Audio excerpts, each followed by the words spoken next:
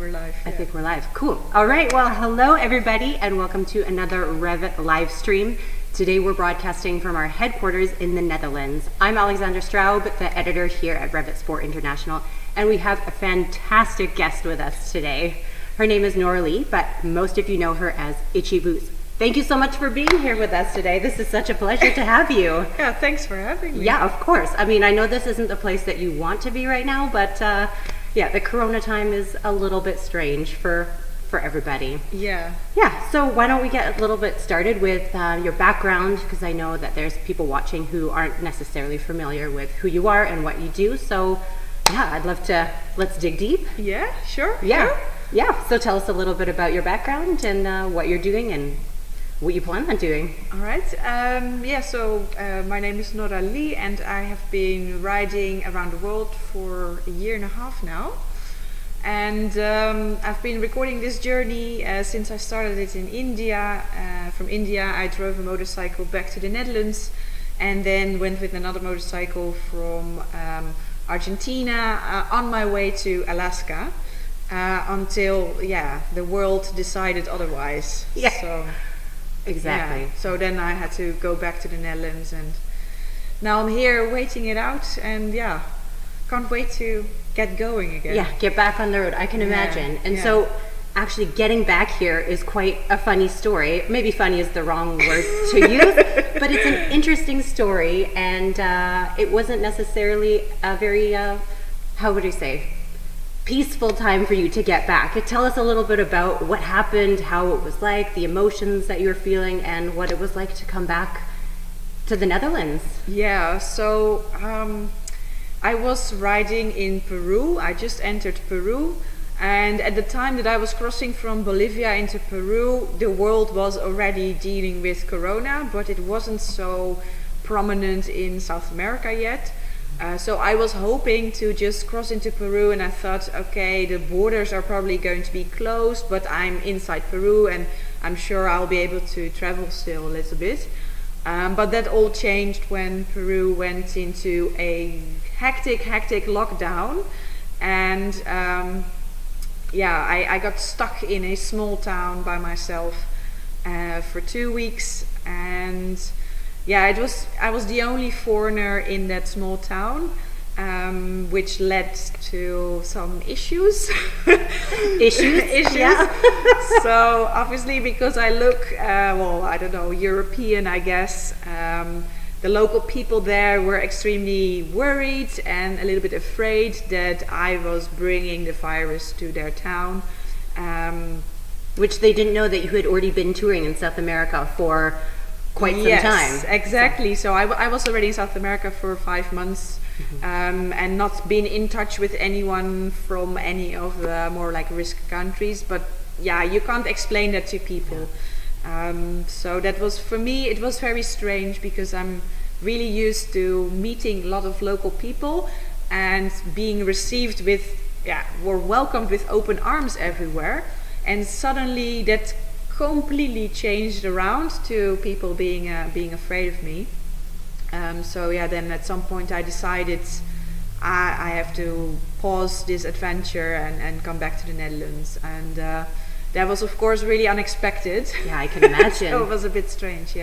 And you had to leave pretty much everything behind in Lima, correct? Yes, so my motorcycle is still in Lima, and my helmet and most of my clothes, and I had no time to also prepare my motorcycle for a longer period of sitting still. It was literally just leave the motorcycle. Yes, is that good? Sound issues? We're fixing some technical problems. Oh, I can hold it. You can hold it. Yeah, maybe this. Will this work better? Let me know in the live chat if this works better. Anything can happen, right? Yeah, this is all, you have to figure out how this all works. I now can't remember where I was in the story. But you're leaving all of your gear behind, your bike, everything, right, which is a little bit of a surprise for you. Yeah, and that was, so people asked me, did you disconnect the battery, and, like prepare your motorcycle for leaving it there for a long period? I was like, I had no time. It was literally park the bike, leave the stuff, and get out of there. So it was really, strange leaving like that. Yeah. And for most people who aren't stuck abroad trying to come home, how was that of an experience for you to have a repatriation flight back to the Netherlands? And I know you were working with the embassy down in Peru, and how is that? Are you able to explain that, your emotions that you were going through, or? Yeah, I think I was super lucky to have an embassy which was really, really helpful. And so it is the first time ever that I had contact with my embassy in all my travels. Luckily, I never was into any trouble. So it was my first experience with an embassy and a repatriation flight. Oh, I will hold it again. So yeah, but for me it was a good feeling that I knew, okay, they are going to help me and they're going to bring me back to the Netherlands. So yeah, it was definitely very, very strange experience, but overall I think they handled it very well. Excellent. Yeah. But so let's, now we kind of start in the middle, but let's go back kind of to the beginning. How did you get your start? What made you decide to say, hey, this is what I want to pursue and let's do it? So it all started now roughly 2 years back. And I've always traveled a lot and I've always been working abroad a lot. But I wanted to travel full time again because in my previous job I was abroad but then working, and I was like, no, I'm just gonna travel full time again. So I quit my job, sold my house, and then I thought, okay, I am going to become a travel blogger. So I was thinking I am going to start a website and start writing, and that's what I did. And I traveled around India and Bangladesh for a little bit. And then I saw these motorcycle rental places in the north of India, and I was like, yeah, let's rent a motorcycle. I'd just been riding 3 years at the time, but never off-road. I had a street bike. I was riding Ducati, but I sold that. Yeah, it was good. But I sold that bike to go on that trip, and yeah, once I started riding there. In the Himalayan mountains, I was like, wow, this is how I want to travel. I don't want to backpack anymore. It's for me, it's motorcycles all the way. And so then I decided to buy a motorcycle, and then the journey just became longer and longer as I went. Yeah, I could imagine. And so what are the places that you've seen in the world? You started off in India on the motorcycle, and then you just went from there. Was there a plan, or did you just think, oh, we're just gonna go with the flow? Yeah, it was mostly go with the flow. Perfect. There wasn't much of a plan. The original plan, I was just thinking, okay, I am in India, which way can I go? I didn't want to go into Pakistan on a Indian registered motorcycle, so I thought, okay, not that direction. Going to China was also difficult, so I thought, you know what, I am going to ride from India to Malaysia. That was kind of my first goal. That was 10,000 kilometers.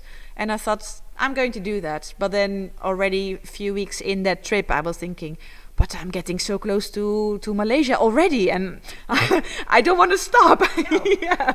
So I just want to keep on going. So then I thought, okay, let's ship my motorcycle from Malaysia to Oman and continue in Central Asia. And so I've just been, doing it on the go, just extending the trip all the time. And you were talking about in your previous job that you had traveled a lot. You worked in mineral exploration, correct? Yeah. And that took you everywhere around the world. And you also have a background in geology. Yes. Geology, correct? Yes. Okay. Yeah. So then when you visit these fantastic places, whether it's in South America or wherever you find yourself, and you see the beautiful nature around you, and you think, hey, that's what I studied in university. This is what I really wanted to come in contact with. How is that looking through your eyes to see and actually understand what these formations are, what the geography around you is, and how does that translate into your videos? That's a good question. I think for me, I find it looking more at geology or where my background is makes the whole ride just, it gives a different dimension to it. And instead of just thinking, oh, what a pretty landscape, I'm thinking, oh yeah, this was formed like this or this was formed like that. And I think what made the biggest difference for me is that I started sharing these type of stories in my videos and started sharing with other people some background on the area where I was in. And only then I realized that a lot of people find that very interesting. I always thought that everybody thought geology was really boring. But apparently, a lot of people are also interested in learning more about the mountains or the salt flats or wherever I am.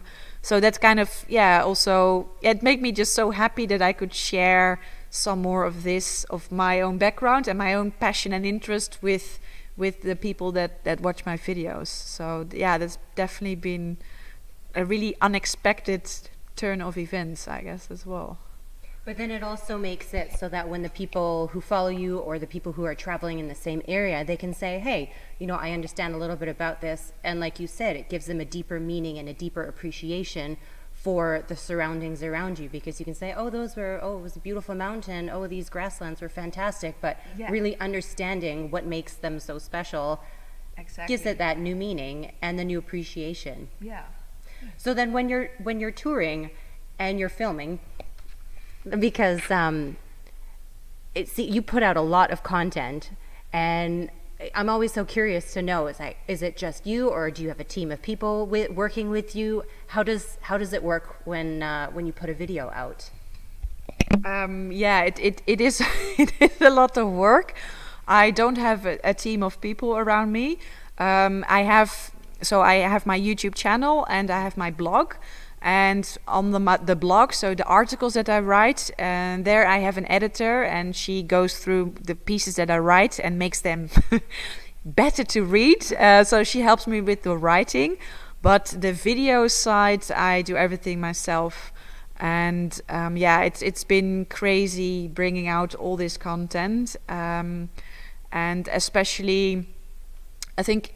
I grew in that as well. In the beginning, it took me 7 hours to edit a 3-minute video, which was crazy, of course. And over time, I became better at it and I became faster at it. And right now, editing a 15-minute travel video takes me about 4 hours.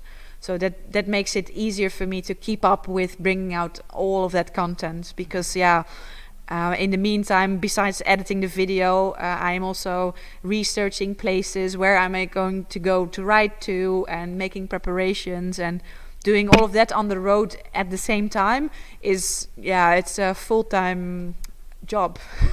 Yeah. So it sounds like you're always on. Can you ever just unplug, literally, from the computer or your cameras and just relax and enjoy the scenery around you? Or is that always sitting at the back of your head where, this would be a great shot, or maybe this would be perfect lighting at sunset? How does that work?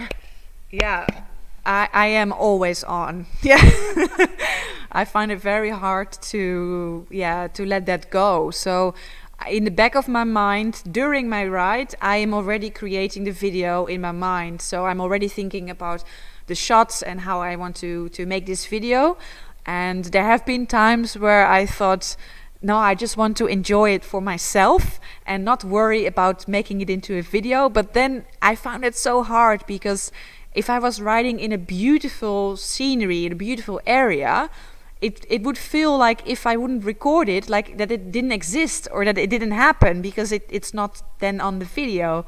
And I just have a really strong feeling that I just want to share it with everybody. So that also makes me just, even though I don't really want to be busy with the camera and stopping and changing angles, I do really want to record it so I'm able to share it with everybody. So that is a little bit crazy sometimes. And on my last trip, or in South America, at some point I had to take a break for 3 weeks, because it was so tiring, and I was like, okay, 3 weeks no social media. And then I went down a little bit to producing 3 videos per week, and that is a perfect amount while I'm traveling. So that's something that I'm going to keep up doing. Nice. It sounds like you have very long days. How many hours would you say that you work each day? Yeah, pretty much the whole day. Yeah. It's sunrise to sunset. It's tough. How a normal day would look like is I try to leave a little bit early in the morning, or like 8 o'clock in the morning, because I never ride in the nighttime or when it's dark. I don't see the point because you can't see anything. Yeah. And it usually is a bit more dangerous, so I try to avoid that. So I try to leave in the morning, and then usually I ride until maybe 3 or 4 o'clock in the afternoon.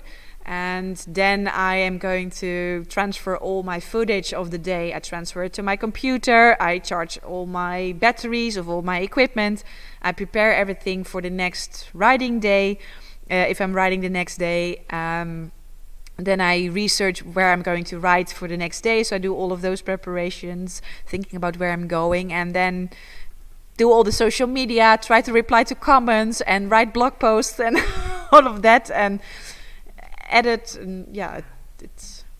And I think people sometimes forget how much work and thought goes into creating videos, because a lot of the times people think, oh, I have a great camera and a nice background, I can create videos too. But it really is so much more work than people actually see, and it gives me and a lot of people a lot more appreciation for the amazing content that you do put out, because when I've watched it, you really connect with your audience, and you have a lot of engagement from your followers, hundreds of thousands of followers who have subscribed on YouTube, as well as tens of thousands on Instagram, and of course more that look at your blog. So it's really nice to see, and all the positivity that people bring to you, that must also kind of fuel you when you are feeling a little bit tired and your days are long and your body aches.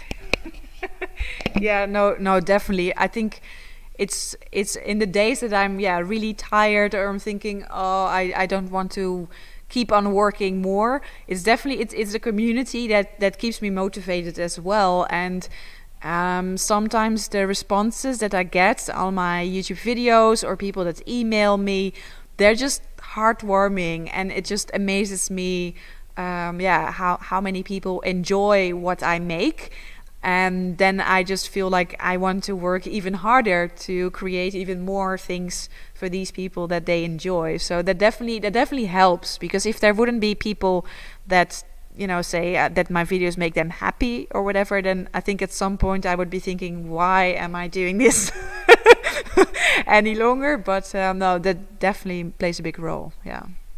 And when you're planning your routes, are you usually using the computer, or using Google Maps, or do you find, go old school and go through paper maps when you're in a location that maybe you've never explored before, or there aren't up-to-date technological GPS coordinates or whichever? No, I'm pretty, I think, maybe modern in that sense. Or I don't use paper maps. I have one map which I just use to show people where I kind of am in the world. But for navigation or for roads, like planning my route, I don't use that. So I rely on several apps that I use that are very handy in route planning. And I'm actually amazed that in so many countries these online maps are so extremely good, and even the smallest tracks or almost walking trails are mapped in these type of apps. So that makes navigating, I think in 2020 so much easier. I think 10 years ago or 15 years ago it would have been much harder to do what I'm doing now. But with all these with all this technology, it becomes a lot easier to do this. So right now you're currently on hold from your tour from the tip of South America all the way to Alaska. Yeah, tell me how that came about, the story behind why you wanted to do that specific route. Oh, yeah, that's a good question. Thanks. Well, I've been to South America and Central America before. I've backpacked there, and I've also worked in several Latin American countries, and I love South America. So then after I finished the first journey from India to the Netherlands, I was obviously thinking, what's next? Where can I go? And I thought I want to go to South America again. And then it just made sense, to just ride all the way from the south of the Americas to all the way to the north and do all of the Americas and not just South America. And also because I really wanted to see the United States, because that's actually a country where I've not traveled before. I've been once to New York, but that doesn't count. That doesn't, I think. And I would really love to explore the nature of the United States. So all of that combined, I thought, yeah, let's do that. The only problem was that to the tip of South America in Argentina, it's not so easy or cheap to ship your motorcycle to. Mm-hmm. So that's why I decided to ship it to Buenos Aires and then first ride all the way down and then turn 180 degrees and go back north. And head back up. So of all the places that you visited, where would you like to go back to, and what did you love about that specific place? Oh, yeah. It's like asking you to pick your favorite niece or nephew. Yeah, it's a hard one. Yeah. It is always a hard one because there's been so many places which I really liked. I think one country which I would like to go back to is actually Russia, because I only had a 7-day transit visa when I was there. So I had literally no time in Russia, and I was just riding just to make it in time and not to overstay my visa. And yeah, so I've only seen a very small part of Russia, whereas it's such a big country. The biggest country in the world? Yeah, so that's definitely, I would really love to go back to Russia one day and just cross it in its entirety, or I don't know, explore a bigger part of Russia. Mm-hmm. And I know this is probably a question that you're asked quite a bit, but what do you love most about what you're doing? The riding. For me, just being able to ride my motorcycle every single day for the whole day, that is just, it brings me so much joy. It's what makes me the happiest. So when I know in the morning, I know today I am riding and I'm going to ride 400 kilometers to a new place, and I have no idea what I'm going to encounter today. I have no idea what's going to happen today. That just makes me extremely happy. And so that's why maybe I should also add that after the talk about how much work it all is. It's work that I love so much. So I am so happy doing what I'm doing because it's all about motorcycles. Mm-hmm. Yeah. Speaking of motorcycles, tell us a little bit about your motorcycle and how you've modified it to make sure that it can take you from point A to B. All right, yeah. So I am riding the Royal Enfield Himalayan, wherever you want to pronounce it. And I've done quite some modifications now. Part of these modifications are because I just really like modifying a motorcycle and personalizing a motorcycle, so it doesn't look like it just came out of the factory, but it looks different and it's your bike. And that's what I already did with my first one that I bought in India. I named it and I put on all sorts of accessories and a different exhaust, and I just wanted to make it more my own.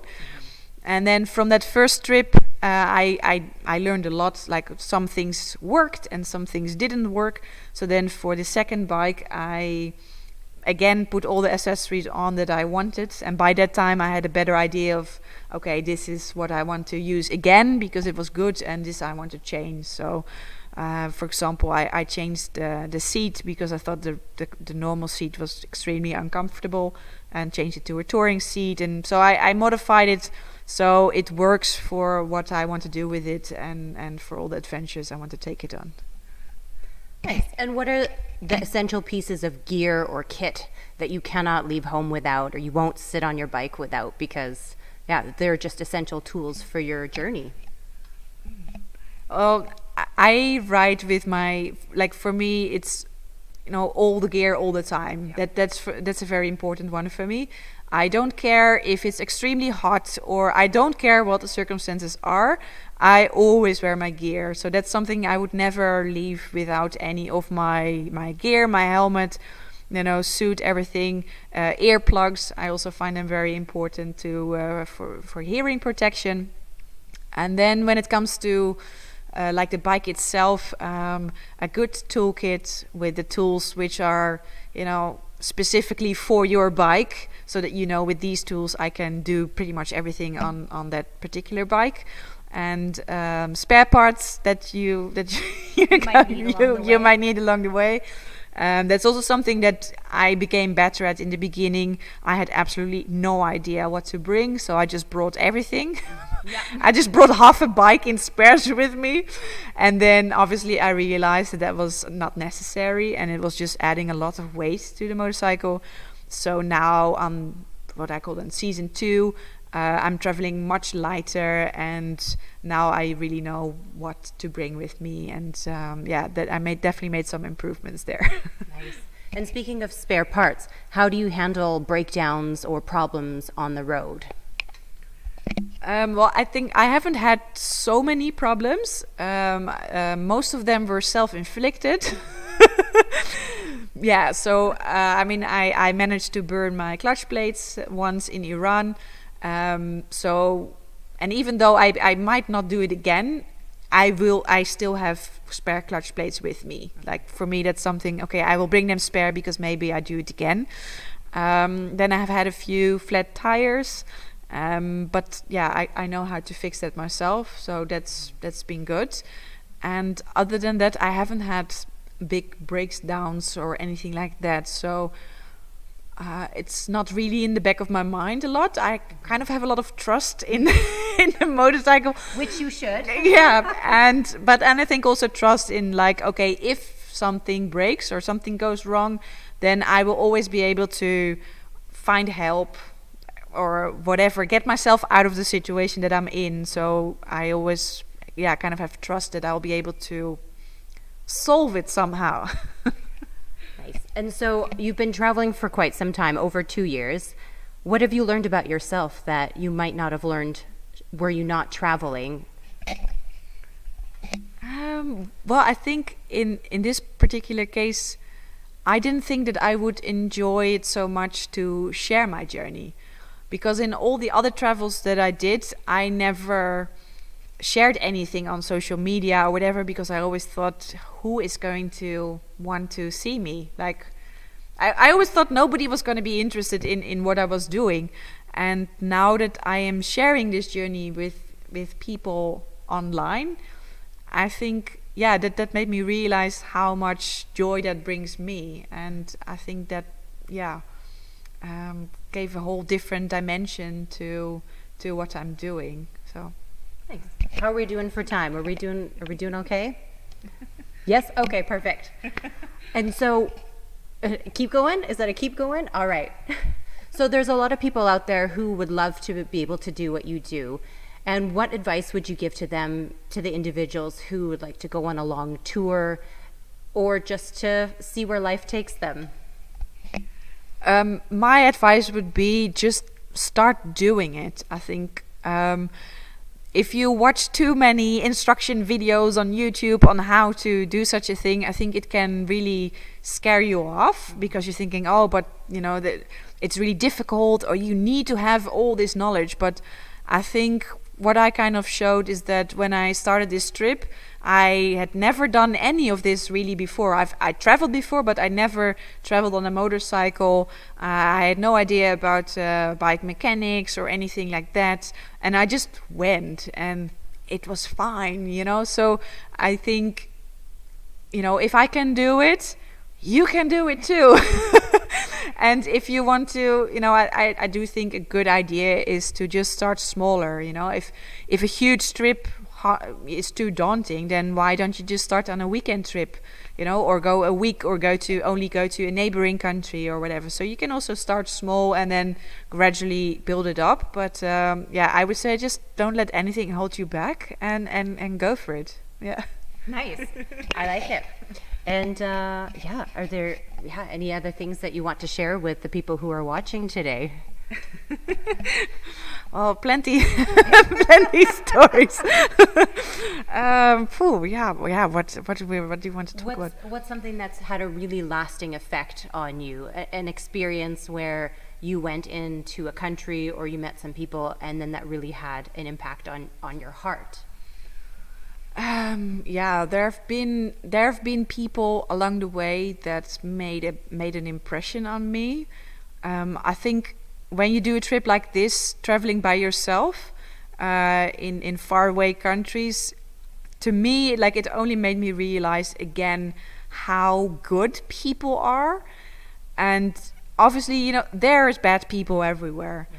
But I think a journey like this only shows, at least for myself, that 99% of the people are good people. And just the hospitality that I've received all over the world, it's just amazing. And it's something that, for some reason, if I am here in my own country, you know, if you're doing your daily life and you're, I don't know, commuting to work or whatever, you don't, I think, feel that so much. But if you're on a trip like this, it just makes you realize, how good we are. And then, that can be really heartwarming, I think, when complete strangers offer you into their homes and offer you food and don't expect anything in return.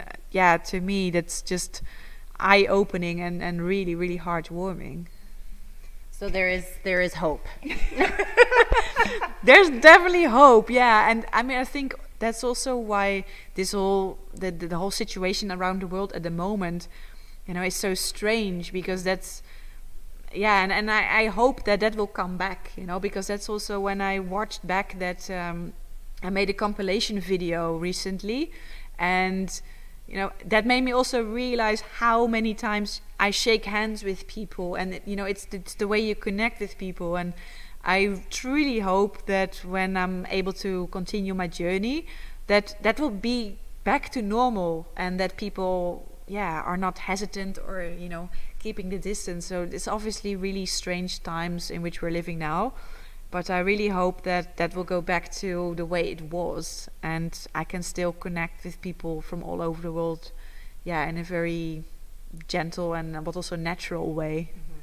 I think that's a really important point you bring up, is the connection, not only between you and your machine, but you and the world and the people that you meet along the way, because that's, you know, for lack of better words, is what fuels you, not only the people around you directly, but also the followers and the individuals who are watching your videos and really connecting with you on a virtual level. Yes. Definitely, because I think in the end, for me, if I can ride my motorcycle the whole day on an awesome road, I am happy, you know. I don't need much else, but ultimately, if that is every day, that's not, in a way, that's also not really satisfying. But instead, if you're on that journey, also meet local people and you know, learn something about their lives or the way they're living, or their culture, that adds so much to a journey. And that's also something that I feel like a lot of people that watch my videos also really enjoy, is just seeing how people around the world are living. And if I can play a role in that with showing that to people who are not able to travel, for example, that's just amazing. Thank you. And what is kind of next for you? Is there anything that you can share with us, what your next big projects are, or is that secret? So now that I'm here in the Netherlands, I am working on several projects which are still secret. Stay tuned.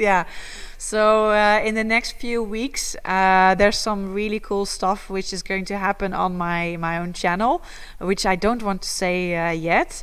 But after that, obviously, I'm hoping to be able to go back to Peru and just continue where I left off as soon as possible, and continue my way to Alaska. And after that, I have some ideas as well on what I can do, but first, just let's focus on you back to Peru and on your way. Yes, exactly. Well, thank you so much for being with us today. Thank you everybody for watching and participating. Don't forget to follow us and subscribe to the channel. You'll find all of the information in the description below. And of course, if you're not already following or subscribed to Itchy Boots, you must do that as well to stay tuned with all her amazing projects. And yeah, that's all for us today. And have a fantastic day. Stay safe, be kind to one another, and we'll see you next time. Bye. Bye.